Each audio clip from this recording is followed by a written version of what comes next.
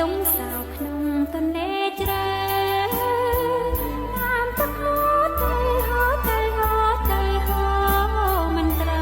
ឡប់ពេលស្នេហានៃប្រចាំក្បត់ជ្រៅជាងជម្រៅសាមុទ្រគួរសន្មត់ផុតពីការស្មានបកក្តីទុំសោកទុកកំទាំងឡាយតាមទឹកហូរឆ្ងាយហូរឆ្ងាយហូរឆ្ងាយមិនត្រឡប់បានអូ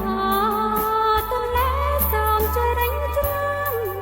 ទឹកភ្នែកស្នេហ៍ជាមេរៀនសូមព្រះគុណគីបណ្ដែតឲ្យផុត